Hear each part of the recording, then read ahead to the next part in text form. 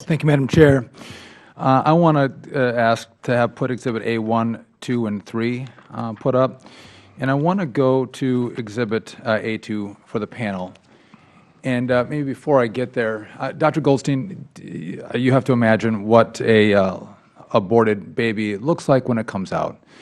Do you know how long it takes to carve out a little baby heart or a little baby lung or a little baby lung, or to take a little baby head? Do you know how long it takes? I have no knowledge of that. You're a doctor, though, correct? I'm a PhD. PhD. Okay. Sorry. I'm a scientist, not a physician. Any idea? Well, to the panel, do you guys, anyone know how long that would take? No. From those I've asked, it doesn't take very long. Happens pretty quickly. And so, on the moral, ethical conversation, usually, as we look at economies, the more you produce, the cheaper something becomes. You become more proficient at it. But if you look at the pay scale, and by the way, let's be clear what this is. We have the procurement business that sends in a technician, one of their employees, into the abortion facility, implanted, embedded in the facility, that is looking at women who are coming through the facility and going out and getting consent to harvest these little baby lungs, little baby hearts, little baby heads. Does it seem odd to you that the cost of procurement, when you go from 10 to 11, the cost doesn't get cheaper?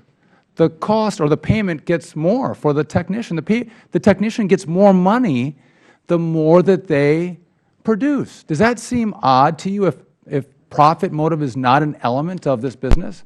Dr. Goldstein, does that seem strange? I have no basis on which to judge that. I can barely see the exhibit. Well, I think it's in front of you. Open up your little packet. I think it's right there. Nope. I'm asking you to use your common sense. You don't have to be a PhD. I'm not going to speculate about something that I don't have first-hand knowledge of. Well, let's talk about first-hand knowledge, because you're obviously in the business and promoting the use of fetal tissue. And I think you earlier indicated that you would agree that you would agree with the law that we shouldn't make a profit. Profit shouldn't be made off the sale of little baby body parts, right? Is that your testimony?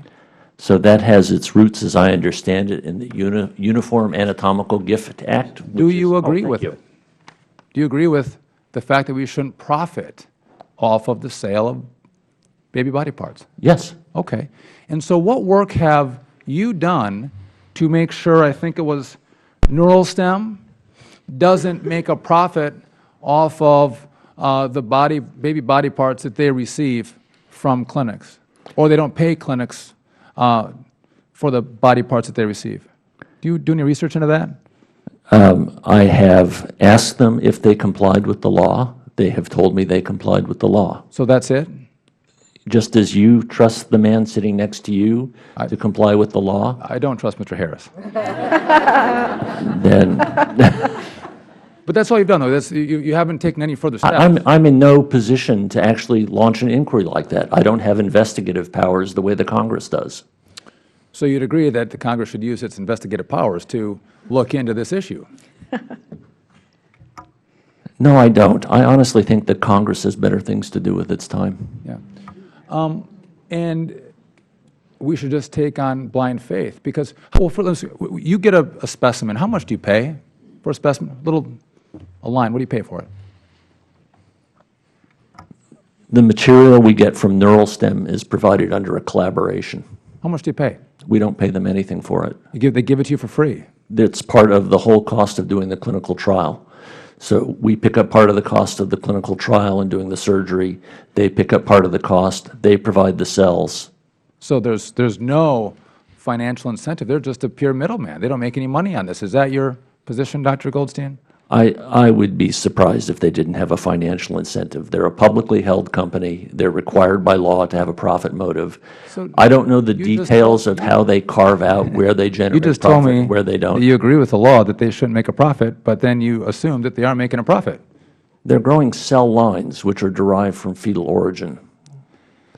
It is not the fetal tissue itself. The NIH recognizes a distinction between established cell lines and fetal tissue itself. We have an incentive to procure more specimens and get more money for those specimens.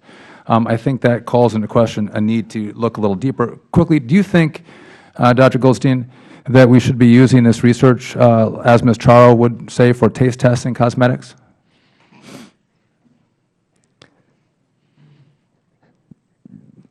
I think the issue of cosmetics was adequately addressed by Representative Spear, I believe it was, a few moments ago, where treatment for burns is an adequate and appropriate cosmetic reason. Don't you then think that in the sheet where people we're going to get consent, that we should say this is not life-saving, this is for taste tests, or this is for Gentleman's time has cosmetics? expired.